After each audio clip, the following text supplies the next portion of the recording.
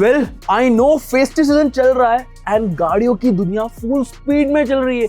कुछ ना कुछ तो चल ही रहा है एंड कुछ ना कुछ तो चलते ही रहता है, बट हम आपको वो सब बताएंगे जो आपको जानना चाहिए। नमस्ते एंड स्वागत करते हैं आपका इस वीक के न्यूज अपडेट्स में। एंड सबसे पहले बात करते हैं टीवीएस के बारे में।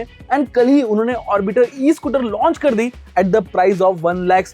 ये उनकी सबसे अफोर्डेबल स्कूटर है उनके पोर्टफोलियो में, जिसमें 3.1 किलोवाट की बैटरी मिलती है with a claimed range of around 158 kilometres. And सबसे अनोखी बात पता है क्या है? इसमें 14 इंच फ्रंट व्हील आता है जो हमारे रिवर इंडी में देखा था हमने। इससे of course riding comfort enhance हो जाता है एंड ऑल्सो दिखने में भी थोड़ी अच्छी लगती है।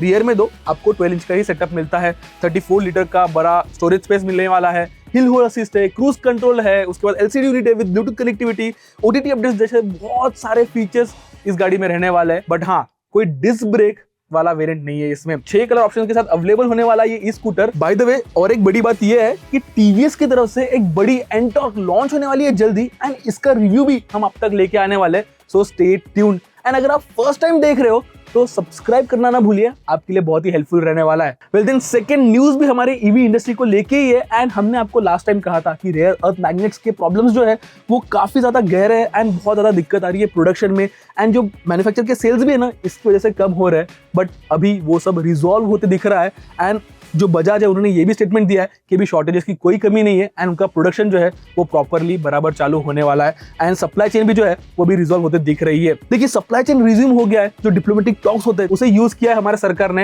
And now there seems to be no problem with the supply at least in a short term, because अभी फेस्टिव सीजन आ रहा है एंड इसका शॉर्टेज अगर होता ना तो बहुत बड़ी दिक्कत में आ जाती है हमारी इंडस्ट्री। खैर, अभी बढ़ते हैं नेक्स्ट न्यूज की तरफ एंड ये न्यूज ना महिंद्रा की तरफ से एंड मुझे ये बताते हुए बहुत ही ज्यादा गर्व हो रहा है। एंड बात ऐसी है कि महिंद्रा BE6 एंड XCV को यूरोपियन मार्केट में एक्सपोर्ट करने को देख रहा है। एंड इतना ही नहीं, जो उनका नया NUiQ प्लेटफॉर्म बताया उन्होंने, उस पे भी बेस्ड जो SUVs है वो भी फॉरेन मार्केट में एक्सपोर्ट करने वाला है ब्रांड। बहुत तेजी से हमारे इंडियन ब्रांड्स बढ़ रहे हैं एंड ये सब देख के बहुत अच्छा लगता है, बहुत ही गर्व फील होता है। एंड आपको कैसा लगता है प्लीज हमें कमेंट सेक्शन में जरूर बताइए। वेल देन बढ़ते हैं नेक्स्ट न्यूज की तरफ एंड दूसरी मजेदार न्यूज ये है कि मर्सिडीज BMW के साथ पार्टनरशिप कर सकता है फॉर 2 लीटर पेट्रोल इंजन। जी हाँ, आपने सही सुना, मर्सिडीज अपना सबसे बड़ा राइवल BMW से इंजन सोर्स कर सकता है। देखिए, यूरो 7 कंप्लायंट इंजन चाहिए ब्रांड को एंड ऑल्सो उनके पास कोई भी हाइब्रिड टेक वगैरह नहीं है। एंड ऑल्सो क्या हुआ है, मर्सिडीज ने जो ईवीज के साथ जो ग्रोथ एंड प्रोजेक्शन एक्सपेक्ट किया था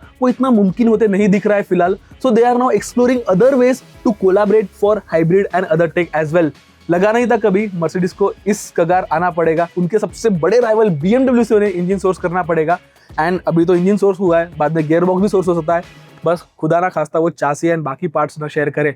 जस्ट किडिंग दो। वेल देन बढ़ते हैं नेक्स्ट न्यूज की तरफ एंड ये रेनॉ की तरफ से है एंड काइगर फेसलिफ्ट लॉन्च हो गई है at the price of 6.30 lakhs and it goes up to 11.30 lakhs for the top end version. देखिए, जो इंजन है, जो प्लेटफॉर्म है वो सिमिलर ही है, हालांकि जो डिजाइन है वो चेंज की गई है, एक्सटीरियर डिजाइन काफी चेंज की गई है एंड ऑल्सो इंटीरियर लेआउट भी जो है वो थोड़ा डिफरेंट किया गया है एंड जो प्राइसिंग भी है वो भी 15,000 महंगी हो गई है पुराने वर्जन से। एंड स्टिल ये जो प्राइस जंप के साथ ओवरऑल जो उन्होंने अपडेट्स दिए in terms of exterior looks and interior, I think वो जस्टिफाइबल भी है एंड अभी प्रोपोर्शन ना और थोड़ा स्ट्रॉन्ग होता दिख रहा है, स्पेशली फेस्टिव सीजन के पहले। बाद में प्राइस शायद बढ़ सकती है। वेल देन बढ़ते हैं नेक्स्ट न्यूज की तरफ एंड वियतनामीज कंपनी, जी हाँ, विनफास्ट VF6 एंड VF7 के प्राइसेस सितंबर 6 को अनाउंस करने वाला है। तमिलनाडु का जो इनका प्लांट है वहीं पे ये कार मैन्युफैक्चर होने वाली है। जो VF6 है वो छोटी गाड़ी है जो कि compete करेगी टाटा कर्व EV के साथ, हुंडई क्रेटा EV के साथ एंड जो VF7 है वो बड़ी गाड़ी रहने वाली है जो Harrier.ev एंड महिंद्रा XUV9 के साथ compete करने वाली है।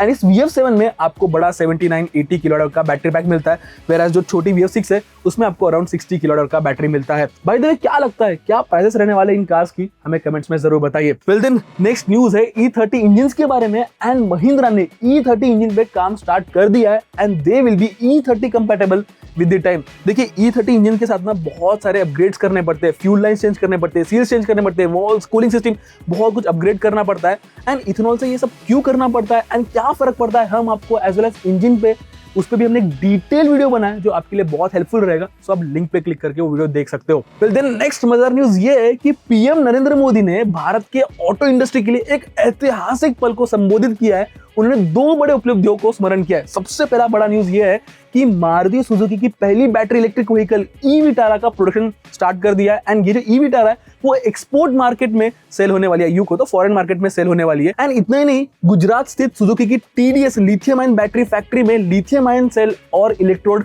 निर्माण होने वाला है एंड इसकी भी मैन्युफैक्चरिंग होने वाली है। एंड ये बहुत ही बड़ी बात है। एंड इन सारी चीजों की वजह से भारत एक आत्मनिर्भर बनने के कदम में जो है अग्रसर दिखते नजर आ रहा है। फिर दिन नेक्स्ट बात करते हैं टैक्सेस के बारे में। एंड ऐसा बताया जा रहा है कि जो बड़े बाइक्स है जिसकी इंजन कैपेसिटी 350 सीसी से ज्यादा है उस पे 40% टैक्स लग सकता है। जी हाँ, अभी अराउंड 31% टैक्स लगता है, बट ये नए टैक्स रिजीम के बाद इस पे शायद 40% टैक्स लग सकता है। एंड इसकी वजह से ये जो बाइक्स है ना थोड़े और महंगे हो सकते हैं। सो ऑफ कोर्स ये जो KTM है, ट्रायम्फ है, रॉयल फील्ड है, वो शायद थोड़े और महंगे हो सकते हैं। फिर दिन बढ़ते हैं हमारे स्पाई शॉट की न्यूज की तरफ। एंड सबसे पहले बात करते हैं i20 के बारे में। 4th Gen Hyundai i20 test करते हुए दिखी गई है यूरोप में। एंड इसमें नए LEDs है, नया डिजाइन लैंग्वेज है, एडास है एंड अलॉय व्हील्स की भी जो डिजाइन है ना वो डिफरेंट है। वेल देन इतना ही नहीं, Hyundai Venue भी टेस्ट करते हुए दिखी गई है। एंड इस बार जो है इंटीरियर्स जो है वो रिवील हुए, काफी रीडिजाइन इंटीरियर है, स्टीयरिंग व्हील नया है, कर्व डिस्प्ले दिया गया है एंड ऑल्सो इसका जो ओवरऑल लुक भी है ना वो काफी डिफरेंट रहने वाला है। एंड इसकी जो प्राइसिंग है वो अक्टूबर 24 को रिवील होने वाली है।